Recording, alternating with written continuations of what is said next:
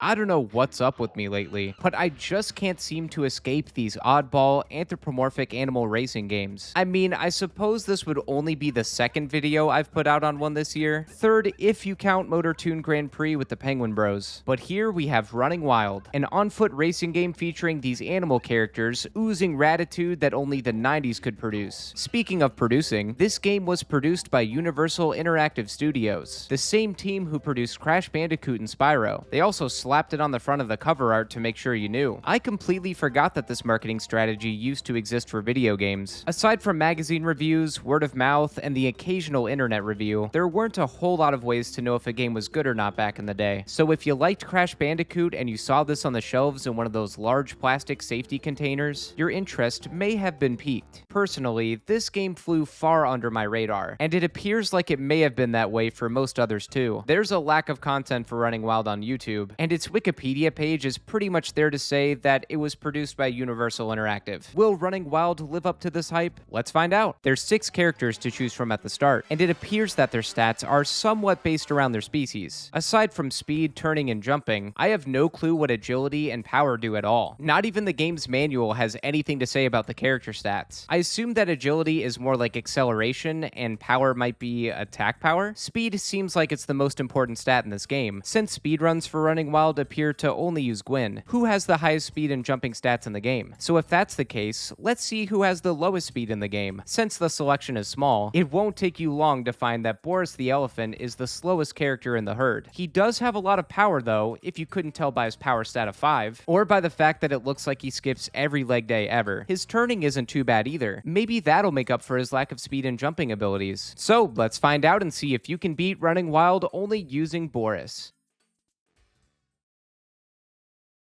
For this challenge, I'm going to try and complete every difficulty in the challenge mode. I'd normally start with the harder difficulty, but the game forces you to start on easy to work your way up. There are cheat codes to unlock medium and hard, but I didn't bother to look those up. Probably better that way. I'm due for a change where I don't immediately jump into the hardest difficulty at the start. Since I'm beginning on easy, I'll take this time to talk about how the races work since I beat them all on my first try. The challenge series puts you up against 5 others, and you run around tracks across the globe while trying to avoid walls and obstacles in your way. You'll gradually move faster by avoiding these things, but you can also collect speed boosts or run over boost pads on the track to help you out too. And when your speed increases, the race's announcer will let you know with a series of phrases. You're floater. You're cruising. You're cruising. There's also power-ups you can get too. Giant increases your size, lets you bounce off of objects without losing speed, and will allow you to trample others. Flight will make your character hover. It can be used to avoid hazards, but if you run into anything, it stops. Attack will give you one of 3 attacks to use. There's Mud Bomb, which covers the entire track in mud for a few seconds and slows everyone down. Ice Bomb does the same thing, but with ice. However, I don't think this slows you down as much as the mud, and instead just makes the track slippery. And lastly, Get Small. No, that's actually what the attack is called. It makes everyone small, affects their turning, and they can be trampled. To avoid attacks, you can grab a Ghost. Ghost can also negate attacks if you collect one in the middle of them. And last, the Multi collects. If you collect all of them, a power-up will spawn. As for the challenge mode overall, you have to place in first to advance to the next race, and you're given a few chances to reset in case you lose. There's 4 areas to start, consisting of the Arctic, a volcano, the city, and a desert. If you get a best time, you can input your initials. I tried to keep up the YouTube poop shtick, but I think I'm running out of things to put in here. If you beat every track without using all your continues, you'll be crowned the Grand Champion, and will unlock the next difficulty, which for me is Medium. Medium difficulty does more than just make your opponents faster. Now, every race has a boss character that will always be in the lead, and the tracks have more hazards to avoid than before. Let's start with the Arctic, and to show you just how slow Boris starts, take a look at how much faster everyone else is. Even so, this is intentional, as Running Wild plays in a catch-up style way. Now the Arctic has ice pillars, more tornadoes, and ice traps to avoid throughout the track. None of these are too in the way. I'd say it's tougher to find the best way to navigate the track itself. While it's not completely open, there are different areas to explore if you look hard enough. I didn't have to worry too much about that for now though. The boss Blizzaro was no match for Boris cruising. I chose the volcano for the next race, and the hazards were much more abundant here. There's flames all around, more so than on easy. Holy sh! and fireballs come out of these lava pits and largely down the slope before you enter the next lap. The volcano was much more chaotic than the Arctic, and since I breezed through easy mode, I was still getting used to some of the game's quirkiness. Like, despite Boris's good turning, it's very easy to fall into the lava if you stay on the ground. You're much better off spending most of the race jumping around to avoid it. Because I hit the lava one too many times, I lost this race to the boss, Pyro. I got Pyro back on the next try, even though I almost blew it thanks to one bad jump. Please! Despite that, I had a sizable lead on him. Not too bad, Boris. For my third race, I went to the city. And who else would be the villain of this area but the Mucinex Mucus guy? Are we up against Mike Wazowski? What the hell was that? Actually, it's just a toxic waste character named Tox. This track is less of the city and more of its toxic waste underbelly. Makes you wonder what the folks of this fair city are eating for it to get this bad. The medium city most notably added some extra pipes in the sewer, and that made the race more difficult than I would have expected. Some of them are just clumped too close together and right in your face at times. The sewers also have these short slopes leading out to some of the waste. They may look like nothing, but they can behave oddly. Like here, I tried to jump over it, but my jump carried me along the slope to the wall, where I tripped, lost speed, and then had a meltdown on this large ramp. It's kinda hard to explain, but these slopes can trip you up if you're not careful. The paths branch out here too. There's a red path and a blue path. I was tipped off by a loading screen that the red path is easier to take, so I went with that. There's a few pipes to avoid, but it leads right into the last part of the sewer quickly. Despite another sloppy first try race, I still got second, though I was a good 4 seconds behind Tox. My second time in, I took a leap of faith and found a shortcut that was full of speed boosts. It's kinda useless unless you can avoid hitting the walls, but it's a relief to know that there are shortcuts in this game. I caught up to Tox and was closing in on first, but I unintentionally hooked him up by grabbing these multi-collects. And he took both my speed boosts. Still, the gap was shortening little by little. There was some more good news to be had with this loss too. If you place high enough in a race, the game won't take away your continue. You gotta love to see it, especially since I did worse on my third try, but only by 1 second. Oh my god. Dude, he's so fast! After that, I finally cleared the sewers out thanks to this one weird trick, and that was not taking the red path over the blue one. The game says the red path is easier, and that is true, but there's no reward behind it. If you take the blue path, you have to avoid some pipes, but you're given a ton of boost pads for doing so. This is much more optimal, and likely the path that Tox was taking to beat me so effortlessly. It was all a farce. They didn't want you to take the easy route. They wanted you to take the hard one. They wanted you to put a little hair on your chest. Now in the desert, we have to deal with some more thorn bushes, cactuses, tumbleweeds, and canyon platforming. The thorns especially. They get real abundant by the time you reach the end of the track, though they're not too hard to avoid if you just jump around a bunch. Kostra, the desert skeleton, was much nicer to me than Tox was. He even waited up for me in the last lap as I was throwing in the bushes at the end.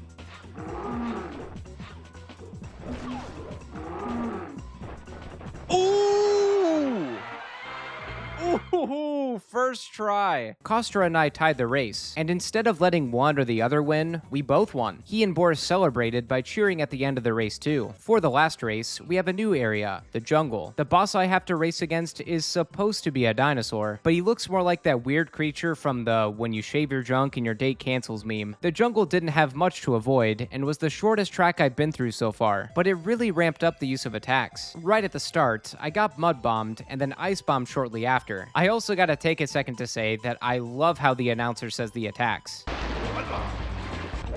Ice bomb. To no surprise, I didn't end up winning, but I found a small shortcut through the waterfall just as I finished up the last lap. Oh, I could just go through that. Cool. I still lost, but I learned a lot. All I needed to be was cruising just a little bit more, and this race would be over. You cruising. Oh, I know it.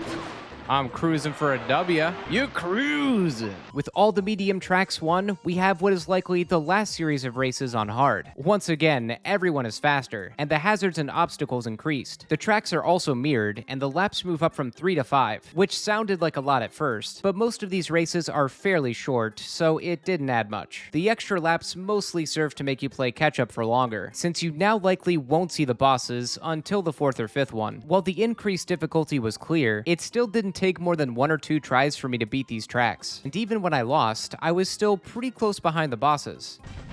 Oh, that rap! Tox continued to be the worst boss to race against. That thing knows the sewers better than anyone, and took the most tries for me to beat. How far behind was I? 10 seconds. He had to have just gotten there. 2 seconds.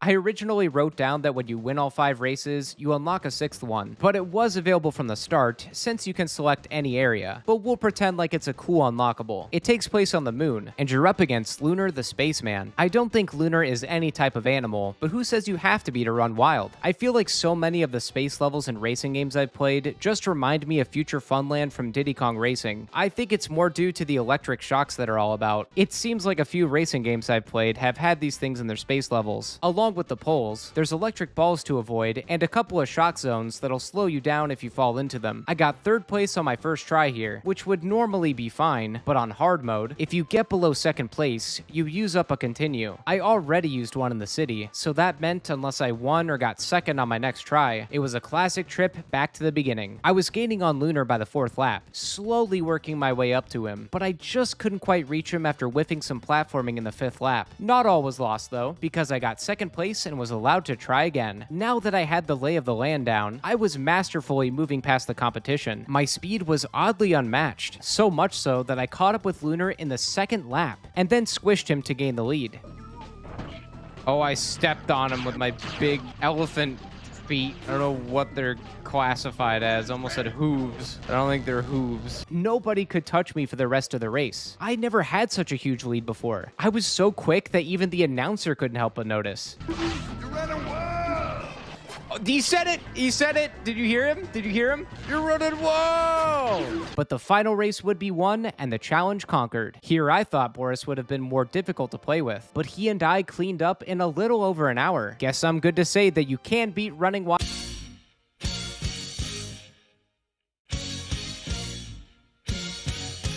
I hope the voice cut off before the reveal of something bad never gets old. But in all seriousness, this is where the true challenge of running wild begins. When I first laid eyes on the expert opponents text, I knew that I was in some deep doo-doo. The tracks stay mirrored, so at least I was already used to the layouts, but everyone else is so fast that I had to choose a different character with more speed just to make sure that I wasn't seeing things. Naturally, everyone is going to speed past you in the beginning, because that's just how the game is. But a character like Gwyn still managed to keep them in sight for a little while, compared to not at all with Boris. This is where Boris's speed really starts to be his downfall. You gotta execute near perfect gameplay to have any hope of beating the bosses. You can probably get away with tripping a few times, but only if you've been charging at running wild speed for a while, to make up for the loss you'll take. After beating hard mode, I was shocked when I couldn't even catch a glimpse of the boss in the Arctic during any of my races on expert. To make up for this huge difficulty increase, you're given 5 continues instead of 3, though this doesn't come without a cost. Now, you don't have any continue forgiveness. Granted, they probably shouldn't have given it to you to begin with, but it still hurt. On my next day of streams, I started off with a little time trial practice to get myself ready. While I ran around in the Arctic, I finally started utilizing those other paths that I mentioned earlier in the video. In every race I've done so far, I stuck to the route that worked best for me, so I didn't pay much mind to most tracks' other paths or potential shortcuts, mainly because I didn't really need them. If you make a quick turn after the tunnel and jump onto the slope, you'll slide on ice, which will lead you to a ramp. Completing the path without falling off will bring you to a cave. If your platforming is good after you leave the cave, you'll cut to the end of the race, and can even grab some out-of-reach stuff on this Titanic ship, which includes an attack. After testing out this path in time trials, I went to try it out in the expert race. I was still kinda sloppy in my execution at first, but after a few resets, I finally caught up with Blizzaro.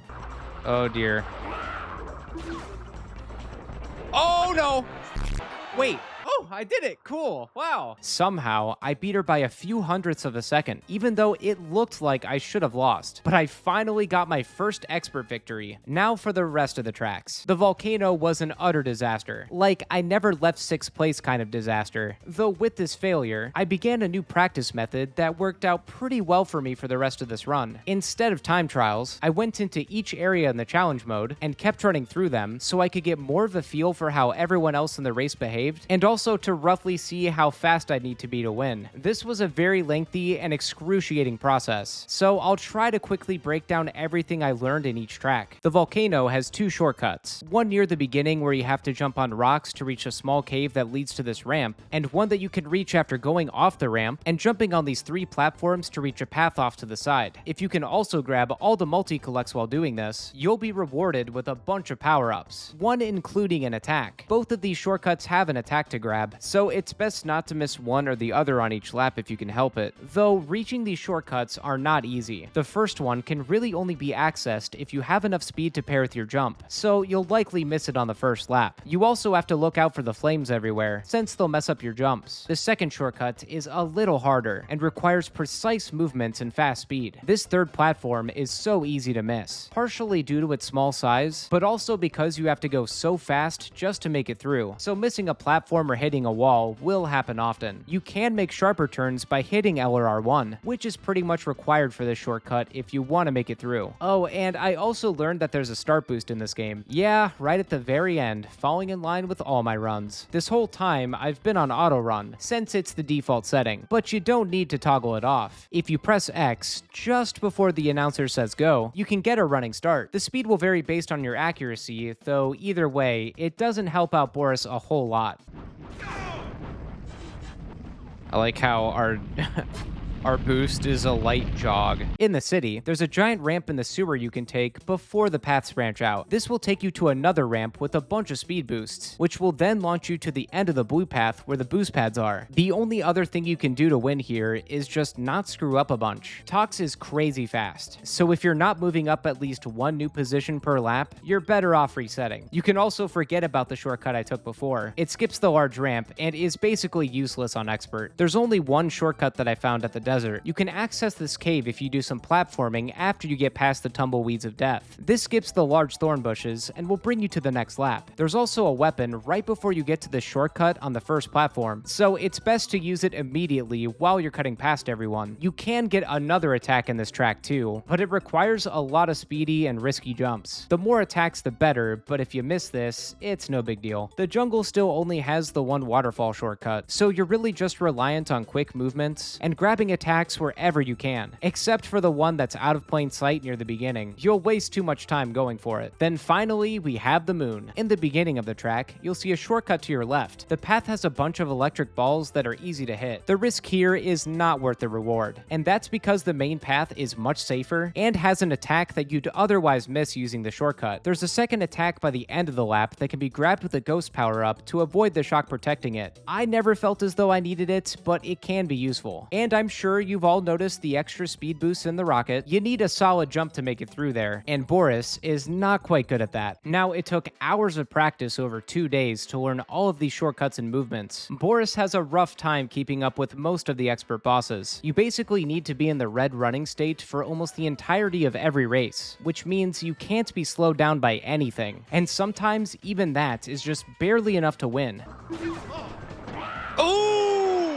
And the stomp! Get out of town!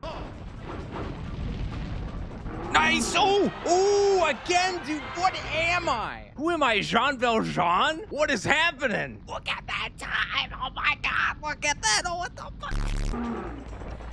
Oh, damn it. Now I lost by 100th of a second. Running wild giveth and taketh away. I don't think I've ever seen so many consistent ties and close calls before in any one racing game I played so far. But if you can keep up this pace in all 6 races throughout the globe, then you can become the Running Wild champion. I fully expected there to be a staff credits roll after this victory, but the game just kicks you back to the main menu. If you really want to see the credits, you gotta go after them yourself. So while these roll, I'll sign off by saying that you can beat Running Wild only using Boris. Thank you all so much for watching. I will admit, in the beginning of Running Wild, I didn't think all that much of it. It's an odd one, and with only 6 tracks, I wasn't expecting much. The controls are okay, but the jumping is so floaty. It takes a while to get used to. But once the expert difficulty hit, I was really starting to get into it. Hitting shortcuts while moving really fast just felt so satisfying to do. Boris is without a doubt the slowest character in the game. When I played any other character after this run was over, I noticed that they can keep up with everyone much better than Boris ever could. Aside from his good turning, there doesn't seem like much of a good reason to pick him, but he's got that huge power stats, which I still don't know what it does. It may have something to do with trampling others, but I never found that to be too effective, save for a few occasions. I can't quite say that the producers of Crash Bandicoot produced a hidden gem here, but it's not a bad game at all. It's just a little rough around the edges. They were really wanting this game to be a smash hit though. They got these really bad magazine advertisements for it, and there was even a sweepstakes in DC's Impulse comic book, where the grand prize winner would be written into a comic and also win a copy of the game, a PlayStation, and all that good stuff. I wonder if anyone actually ended up winning these things. Be sure to hit the like button if you enjoyed this video. Also, I stream all of my challenge runs live on my Twitch channel, and here on YouTube. If you'd like to check that out, be sure to subscribe or follow me on Twitch. The link to my Twitch channel, along with links to my other social media accounts, can be found in the description. If there's a challenge run you'd like to see, you can also check out the description for a direct link where you can submit your ideas.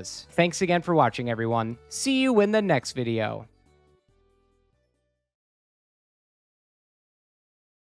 1/100th of a second. That was too close. I'm giving myself a promotion.